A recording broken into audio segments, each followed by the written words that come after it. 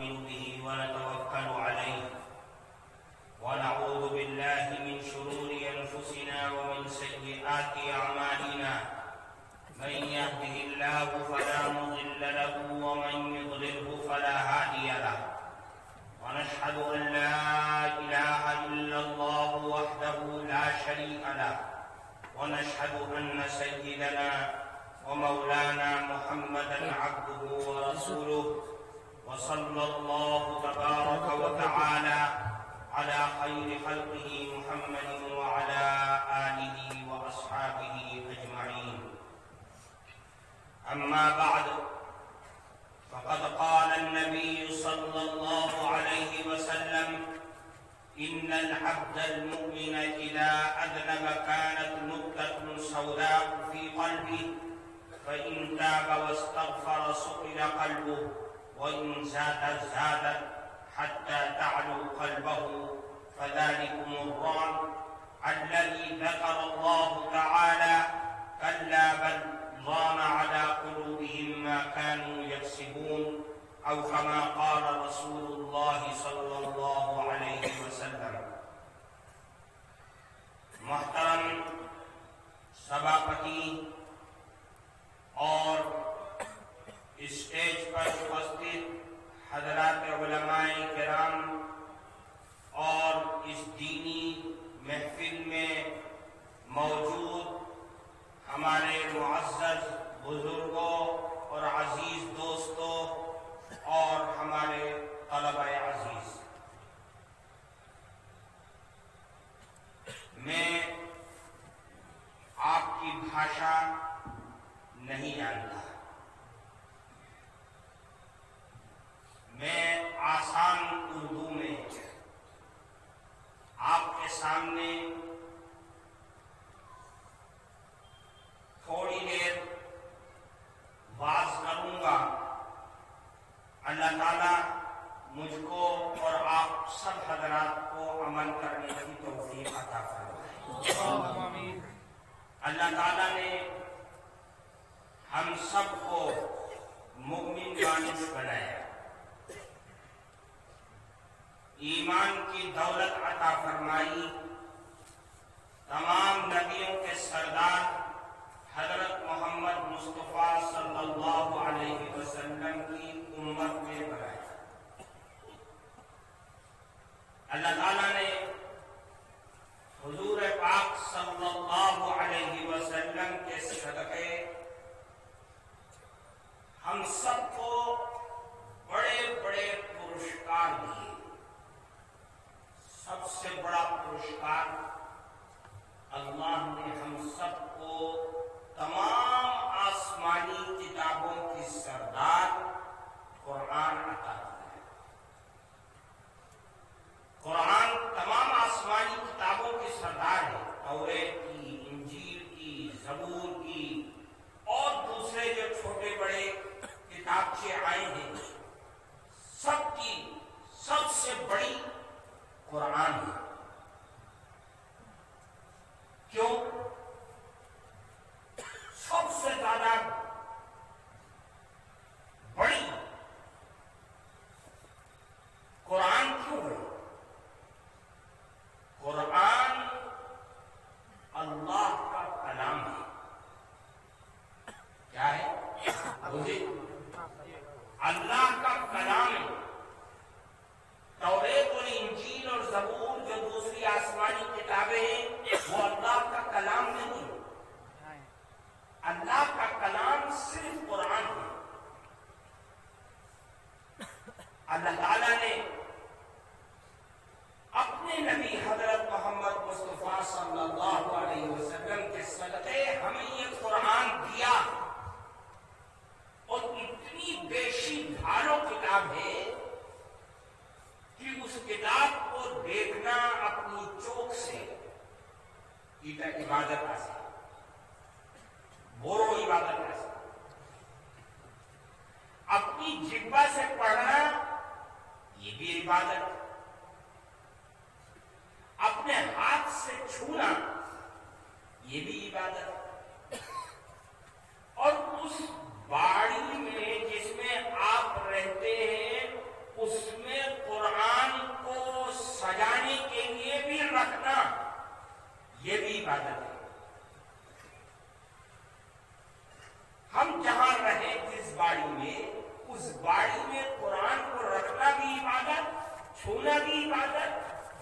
بھی عبادت، پڑھنا تو عبادت ہے ہی۔ اللہ تعالیٰ نے اتنی بیشی بھالو کتاب ہمیں عطا کیا، ہمیں دیا، یہ اللہ کا پرسکار ہے، انعام ہے۔ اور پھر اللہ نے حکم فرمایا کہ اے مومن، مانوس، ناری اور پروش، سب اس کتاب کو پڑھو۔ جو نہیں پڑھتا وہ مجرم ہے، وہ مجرم بوجھی، وہ گناہ کرتا ہے۔ قیامت کے روز قرآن اس کا دامن پکڑ لے گا، اس نے مجھے اللہ دنیا میں نہیں پڑھا، تو جس نے پڑھا ہوگا دنیا میں، قرآن پڑھا ہوگا، اسے قیامت کے دن قرآن پکڑ لے گا اور کہے گا اے اللہ اسے آپ جنت میں داخل کر دیجیے۔ سبحان اللہ۔ آج وہی قرآن ہے جو ان بچوں نے حفظ کیا، ان چھاتروں نے حفظ کیا، آج سب کے سامنے ان کے سر پر پگڑی باندھی، آج یہاں پگڑی بنی ہے، ان کے ماں باپ کے سر پہ نہیں بنی، ان کے باندھی، ان کے ماں باپ کے سر پر اللہ تعالی قیامت کے روز مکٹ ڈالیں گے۔ مکٹ بوجھے اور فرماتے ہیں اللہ کے نبی نے کہ اس مکٹ کی روشنی ایسی ہوگی کہ سورج کی روشنی پھیر پڑے، اتنا چمک، اتنی روشنی۔ لوگ پوچھیں گے کون ہیں یہ لوگ، تو فرشتے کہیں گے کہ یہ وہ مانوس ہے جن کے چہروں نے مکتب میں، مدرسے میں قرآن پڑھا اور حافظ کیا، اپنے انتر میں بٹھایا، آج اللہ نے ان کے صدقے میں ان کے سر پر مکٹ پہنا دیا۔ یہ برکت کس کی ہے؟ قرآن کی برکت ہے۔ اور قرآن پڑھنے والے کو، جو دنیا میں قرآن پڑھنے والے ہیں، قبر میں بھی نجات ملے گی، قرآن کے صدقے میں، قبر میں، قبر تو جانتے ہیں بہت بڑی باڑی ہے نا، اس قبر کے اندر 3 سوال ہوں گے۔ کتنے سوال؟ 3 سوال۔ کیا کیا؟ تمہارا رب کون ہے؟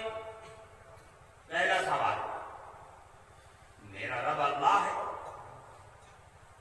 پھر سوال ہوگا یہ فلانے تیرا دین کیا ہے؟ تو وہ مانوس کہے گا میرا دین اسلام ہے۔ کیا ہے دین؟ اسلام۔ ابھی تیاری کر لو، یہ پریشاں ہونے والی ہے۔ تیسرا سوال کیا ہوگا؟ حضور پاک صلی اللہ علیہ وسلم کی شکل پیش کی ہے، اور بعد حدیث میں آتا ہے کہ اس کی قبر سے لے کر کے روضہ اطہر تک تمام پردوں کو ختم کر دیا جائے گا اور پوچھا جائے گا کہ یہ کون ہے؟ تو وہ کہے گا کہ ارے کیا ہو گیا تم کو، کیسے سوال کر رہے ہو؟ یہ تو میرے نبی ہیں، حضرت محمد مصطفیٰ صلی اللہ علیہ وسلم۔ تو فرشتے کہیں گے کہ ارے مانوس، تو کبھی مکہ نہیں گیا، مدینہ نہیں گیا، تو نے کبھی حضور دیکھا نہیں دنیا میں، تو 1400 سال پہلے حضور پاک صلی اللہ علیہ وسلم مکے میں پیدا ہوئے، مدینے میں انتقال ہوا، وہ چلے گئے، اور تو 1400 سال کے بعد آسام کے ہیرا کنڈی جنگل میں پیدا ہوا، وہاں مر گیا، تو نے کیسے پہچان لیا؟ تو وہ جواب دے گا کہ میں نے ان کو اس طرح پہچانا ہے کہ جو ان کے سینے پر، انگور پر جو کتاب اتری ہے قرآن کریم، میں نے ساری زندگی اس کو پڑھا ہے، اس کے ایک ایک حرف کو سچا جانا ہے، میں نہ پہچانوں گا تو ان کو کون پہچانے گا؟ پتہ یہ چلا کہ قرآن کے صدقے میں یہ تیسرا سوال حل ہو جائے گا، جو بہت کٹھن ہے، بہت کٹھن ہے۔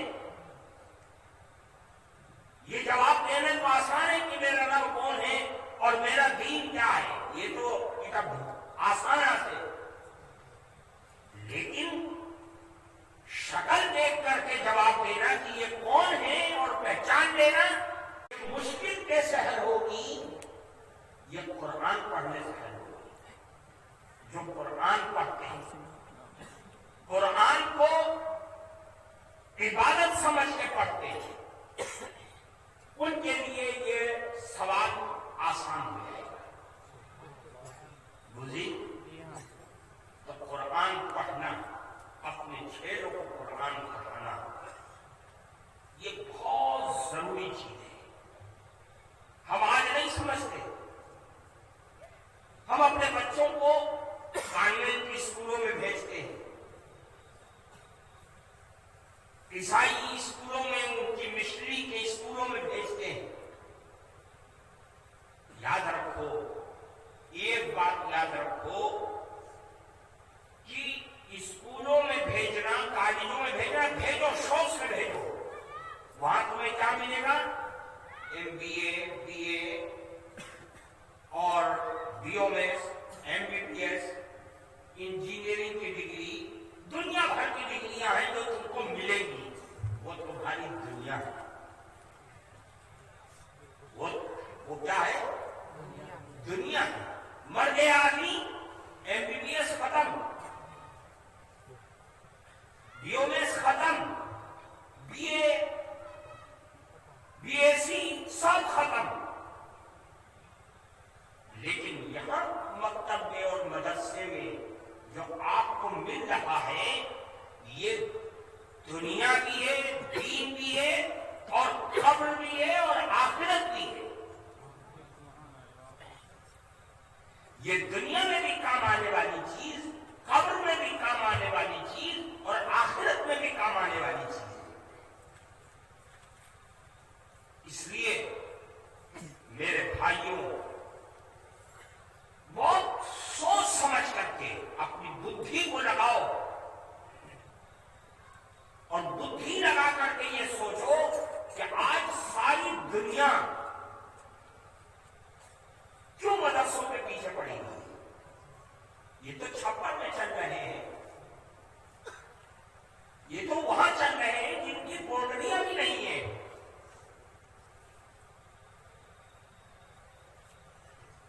ان کے پیچھے پڑنے سے کیا فائدہ ہے؟ یہاں سے کیا نکل رہا ہے؟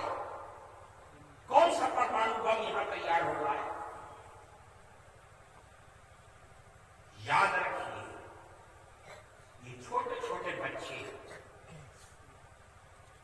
جنہیں لاٹھی ڈنڈا چلانا نہیں آتا، یہ چھوٹے چھوٹے بچے جب ہل ہل کر کے قرآن شریف پڑھتے ہیں اور قرآن کی آیات کو یاد کرتے ہیں، تو ان کے ہلنے سے 7 سمندر پار جو آپ کا دشمن بیٹھا ہے، اس کا انتم ہل جاتا ہے۔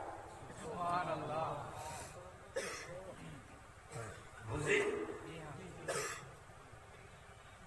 اس کا دل ہل جاتا ہے۔ کیوں؟ ساری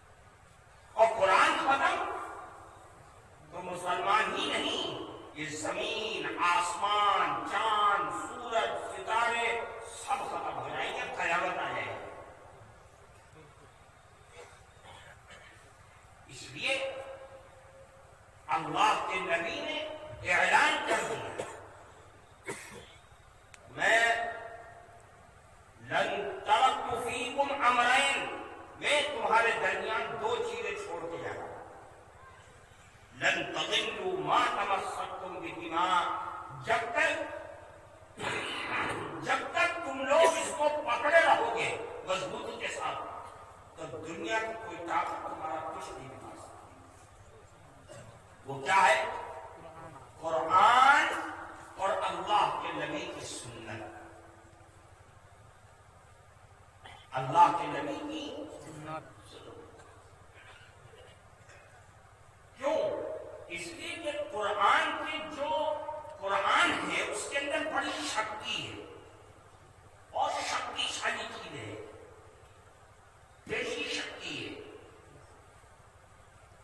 وہ جہاں پڑھا جاتا ہے، جس زمین پر پڑھا جاتا ہے، جس زبان سے اور جس جبہ سے پڑھا جاتا ہے، نور پھیرتا ہے، نور پھیرتا ہے جو انسان کے انتر کے اندر گھستا ہے۔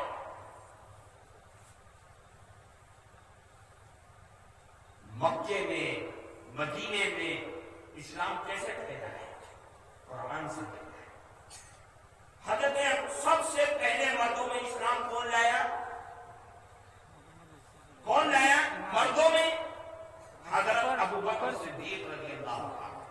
یاد رکھنا، مردوں میں سب سے پہلے ابوبکر صدیق، اور عورتوں میں حضرت خدیجہ کبریٰ رضی اللہ تعالی عنہ، اور بچوں میں حضرت علی کرم اللہ وجہہ۔ حضرت ابوبکر صدیق رضی اللہ تعالی عنہ نے قرآن اللہ کے نبی سے سیکھا، پھٹ سے اپنے ہاں مکتب کھول دیا،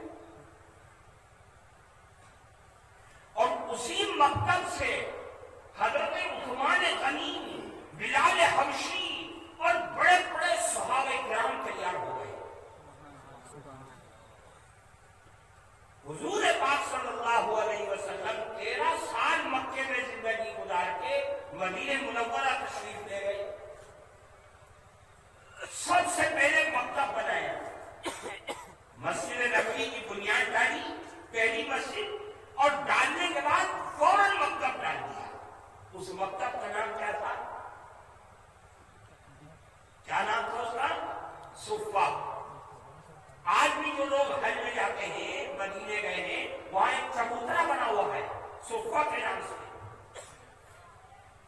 حضور پاک صلی اللہ علیہ وسلم کا وہ مدرسہ تھا، اور وہاں کون لوگ تھے؟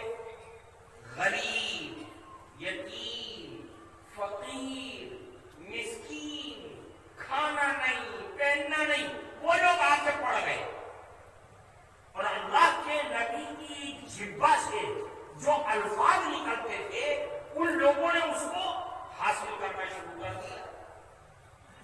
طالب علم تھے، اور اسی مکتب سے جو ہیرا تیار ہوا، سب سے بڑا ہیرا، وہ کون تھا؟ ایک بالکل فقیر آدمی جس کے پاس کھانے کو بھی نہیں تھا، پہننے کو بھی نہیں تھا، جو بھوک کے مارے جب بھوک زیادہ ستاتی تھی تو بے ہوش ہو کر کے زمین پہ گر جاتا تھا، کھانے کو نہیں تھا۔ لوگ سمجھتے تھے کہ اس کو مہنگی آ گیا، دورہ آ گیا، کوئی جوتا سنبھال رہا ہے، کوئی کچھ کر رہا ہے، حالانکہ وہ بے ہوش ہوئے بھوک کے مارے۔ لیکن جب وہ ہیرا بن کر کے تیار ہوا تو اس کا نام ہوا حضرت ابو ہریرہ رضی اللہ تعالی عنہ۔ کون تھے؟ ابو ہریرہ، حضرت ابو ہریرہ رضی اللہ تعالی عنہ۔ اس مکتب کے سب سے بڑے ہیرے تھے حضرت ابو ہریرہ رضی اللہ تعالی عنہ، جنہوں نے اللہ کے نبی سے حدیث حاصل کیا ہے تمام صحابہ اور صحابیات میں سب سے زیادہ۔ حضرت ابوبکر سے بھی زیادہ، حضرت عمر فاروق سے بھی زیادہ، حضرت عثمان غنی سے بھی زیادہ، حضرت علی کرم اللہ وجہہ سے بھی زیادہ، حضرت عائشہ سے بھی زیادہ، سب سے زیادہ حدیث کی روایت کرنے والے، صفہ کے مکتب سے نکلنے والے ایک غریب طالب علم تھا جس کا نام تھا حضرت ابو ہریرہ رضی اللہ تعالیٰ عنہ۔ کوئی واعظ، کوئی محدث، کوئی حدیث لکھنے والا، کوئی قرآن کی تفسیر کرنے والا، کوئی مولوی، کوئی عالم، کوئی حضور ایسا دنیا میں نہیں ہے جو حضرت ابو ہریرہ کی روایت کی بھی حدیث بیان کر کے آگے نکل جائے۔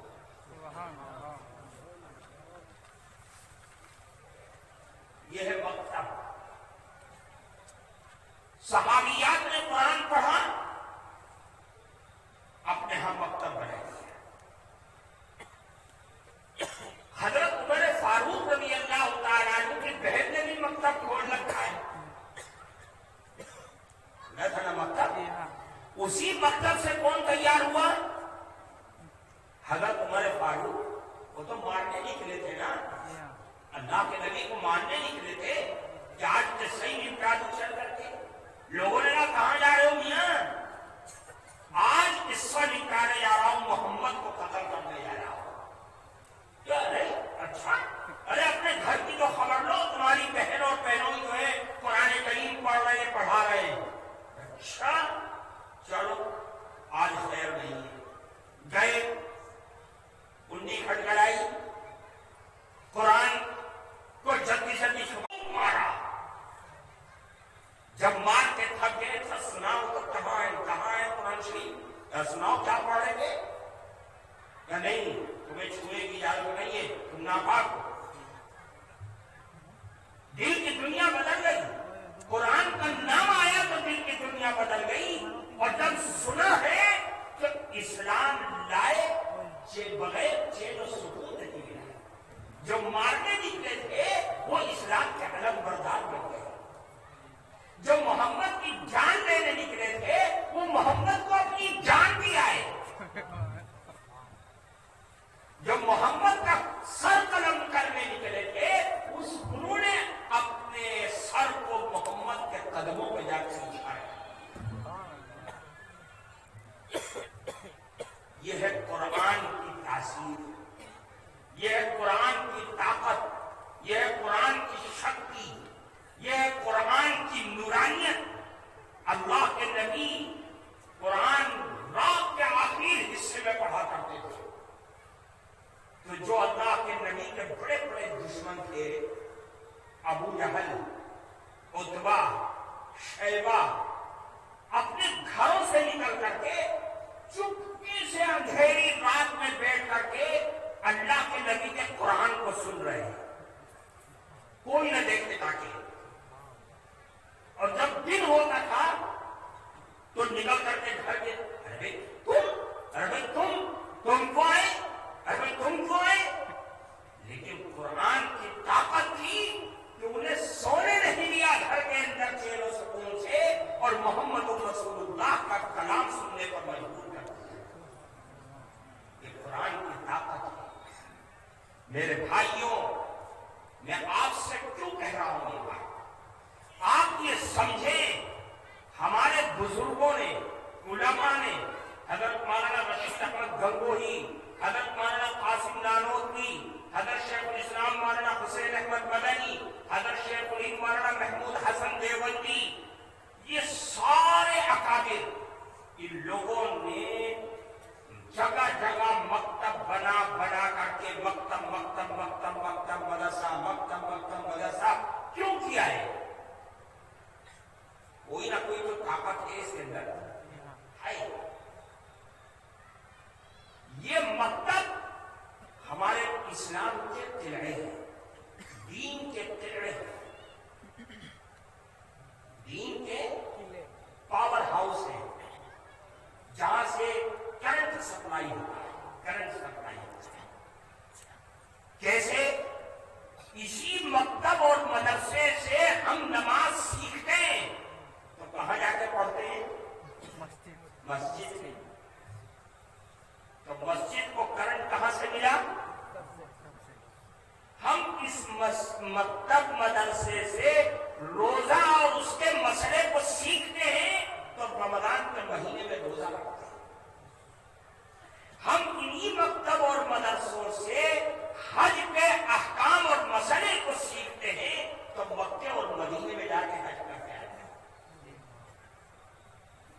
ہم اسی مکتب سے مرنا، جینا، کوئی چھیلا آیا اب اس کے کان میں کیا پڑھنا ہے وہ اذان ہم نے کہاں سے سیکھی؟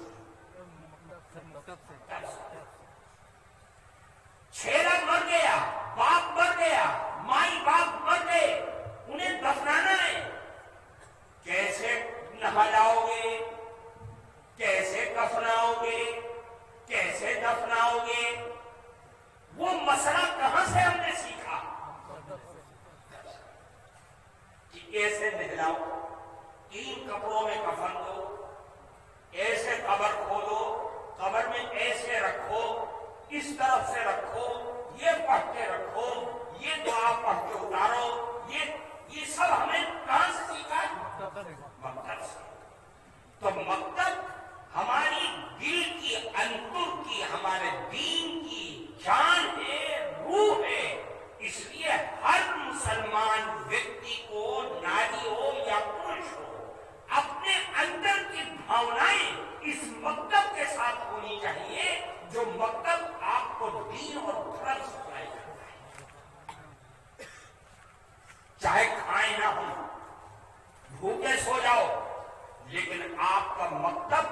जिंदा रहना चाहिए।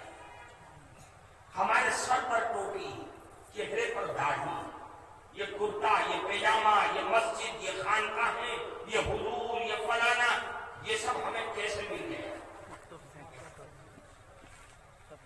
हमारे बुजुर्गों ने मकतब बना करके उसकी हवा चला दी, आज हम उससे फायदा उठाए। हमारी आने वाली नस्लें, हमारी जो आगे आने वाली नस्लें हैं, उन नस्लों की ग़िज़ा, उन नस्लों की खुराक, उन नस्लों का भाग, वो ये मकतब है जो हमारे बड़ों ने बाप दादा ने दिया है। हम इस मकतब को आगे बढ़ा करके, जिंदा करके, उसके अंदर जान डाल करके अपनी आने वाली नस्लों को दे दें।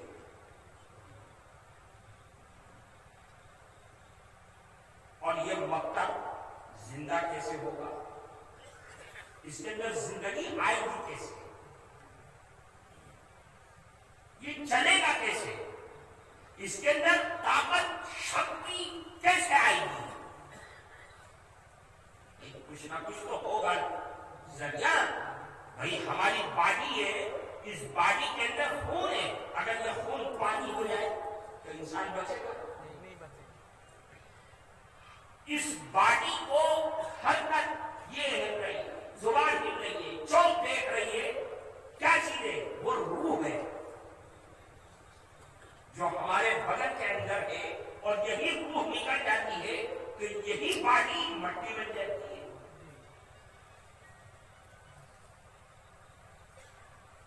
उसी तरीके से इस मकतब की भी रूह और जान है। वो दो चीजें, वो गौर से समझो। कितनी चीजें हैं? कितनी चीजें हैं? दो चीजें। बता दें या छोड़ दें? मालूम है? मालूम है? देखो, दो चीजें, एक जान, एक माल। क्या चीज है? एक जान, एक माल। एक माल। बगैर जान के और बगैर माल के ला इलाहा इल्ला हुवल हय्युल क़य्यूम व अतूबु इलैहि अस्तग़फिरुल्लाहल्लज़ी ला इलाहा इल्ला हुवल हय्युल क़य्यूम व अतूबु इलैहि। जानते हो इसके अंदर क्या ताकत है? नहीं जानते? सुन लो, हदीस में आता है, जो शख्स सोने से पहले 3 मरतबा सोना, बुझी वो चांदी सोना, फिर कौन सा सोना? घुमाई।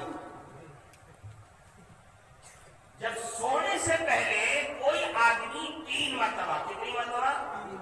3 मरतबा सिर्फ अस्तग़फिरुल्लाहल्लज़ी ला इलाहा इल्ला हुवल हय्युल क़य्यूम व अतूबु इलैहि अस्तग़फिरुल्लाहल्लज़ी ला इलाहा इल्ला हुवल हय्युल क़य्यूम व अतूबु इलैहि अस्तग़फिरुल्लाहल्लज़ी ला इलाहा इल्ला हुवल हय्युल क़य्यूम व अतूबु इलैहि। ये कह के सो जाए, क्या होगा? अल्लाह के नबी फरमाते हैं कि अल्लाह उसके गुनाह को माफ कर देगा, चाहे उसके गुनाह रेत के जर्रों के बराबर। रेत बुझी, रेत बालू, इतने सारे गुनाह हो तब भी माफ कर देगा। और फिर फरमाते, चाहे उसके गुनाह पेड़ों के पत्तों के बराबर हो तब भी माफ हो जाएगा। फिर फरमाते कि उसके गुनाह माफ हो जाएंगे, चाहे कितने ही ज्यादा हो। जब से दुनिया कायम हुई है, जितने रात और दिन गुजरे हैं, चाहे कितने गुनाह हो तब भी माफ हो जाएगा। आसान नुस्खा है ना? देखिए आसान। तो सोने से पहले माफी मांगो। कौन सा इस्तिग़फ़ार है?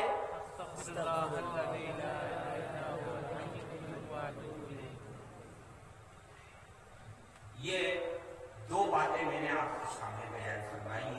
एक استغفار کی اور ایک مقدس سے. میرے بھائی دیکھو کیا ہے،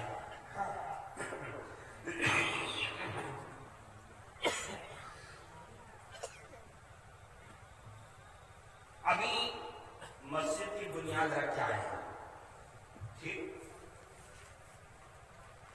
حضور پاک صلی اللہ علیہ وسلم کی ایک حدیث یاد آئی کہ انسان تو مر گیا، ہمارے باپ دادا بھی چلے گئے. دادا کی قبر کہاں ہے کسی کو معلوم ہے؟ جی نہیں. بہت کم لوگ ہوں گے جو کہیں کہ ہاں اس قبر میں میرے دادا ہیں، پر دادا کی تو کسی کو معلوم ہی نہیں ہوگی. اب وہ چلے گئے، کیا گزر رہی ہوگی ان پر کسی کو معلوم. لیکن کچھ چیزیں ایسی ہیں کہ انسان دنیا سے چلا جاتا ہے لیکن اس کا ثواب اس کو کنٹینیو پہنچتا ہے. چاہے اس کی قبر پہ جا کر کے اس کے چھیلے اور اس کے پوتے پڑ پوتے اس پہ فاتحہ پڑھیں یا نہ پڑھیں اس کو ثواب ملتا رہتا ہے کنٹینیو. اس میں سے ایک چیز تو یہ چھیلے ہیں. جس نے اپنے پیچھے نیک اولاد چھوڑ کر کے دنیا سے گیا، اس نیک اولاد جب تک دنیا میں نیکی کرتی رہے گی اس کو ثواب پہنچتا رہے گا. سمجھ میں آئی بات؟ اور ان 7 چیزوں میں سے ایک چیز ہے من بنا مسجدن للہ، جس نے دنیا میں اللہ کا گھر بنایا. جب تک مسجد رہی اور مسجد اگر کوئی توڑ بھی دے، اب بابری مسجد توڑ دی تو کیا مسجد ختم ہو گئی؟ ہمارے نزدیک تو وہ مسجد ہی رہے گی، چاہے اس کو مندر نہیں مندر کا باغ بھی بنا دو. جہاں ایک مرتبہ مسجد بن گئی قیامت تک وہ مسجد ہی رہے گی، 7 زمین سے لے کر کے 7 آسمان تک. تو جس نے مسجد بنائی یا مسجد میں تعاون کیا، مسجد بنانے میں اس کا نام آ گیا، وہ دنیا سے چلا جائے گا، اس کی قبر کے نشانات بھی مل جائیں گے لیکن ثواب اس کو ملتا رہے گا، پہنچتا رہے گا. یہ میں نہیں کہہ رہا، یہ کون کہہ رہا ہے؟ اللہ کے نبی فرماتے ہیں، میری بات نہیں کر رہا ہے. اور پھر مسجد اگر بن گئی تو اللہ تعالیٰ پرسکار دیں گے. وہ پرسکار کیا ہے؟ من بنا مسجدا للہ بنا اللہ لہ بیتا فی الجنہ، کہ جس نے اللہ کا گھر بنایا دنیا میں، اللہ اس کا باڑی کہاں بنائیں گے؟ اب باڑی کوئی 3 کی ہوگی، وہ تو محل ہوگا. کیا ہوگا؟ محل ہوگا. اللہ بھی اپنے حساب سے بنائیں گے نا، تو اللہ کوئی چھوٹی موٹی باڑی کو بنائے گا نہیں. اللہ کو اپنے حساب سے محل بنائے گا، اور اس محل کی جو اینٹیں ہوں گی سونا چاندی ہیرے جواہرات، نہ جانے کس چیز کی اینٹیں ہوں گی. ہم تو ٹائلس لگا کے خوش ہو جاتے ہیں، پتھر لگ گیا خوش ہو گئے. تو اللہ کے لیے گھر بنانا، بات سمجھ میں آ رہی ہے؟ نہیں سمجھ میں آ رہی ہے؟ آ رہی ہے نا؟ تو یہاں اس مجمع میں جو لوگ بیٹھے ہوئے ہیں، جن کی جیب میں ہے وہ چندہ دیوت سے ہوئے، اور جن کے پاس اس وقت نہیں ہے وہ محترم صاحب کو لکھوائیں کہ ہم اتنا چندہ دیں گے، 50,000 لاکھ جو بھی دے سکتے ہیں اتنا دیں. جو اس وقت دے سکتے ہیں وہ اس وقت بھی دیں، اور جو بعد میں زیادہ دے کے دینا چاہتے ہیں وہ لکھوائیں. بولو بھائی. ارے شروعاتی تمہیں سے کھلائے ہیں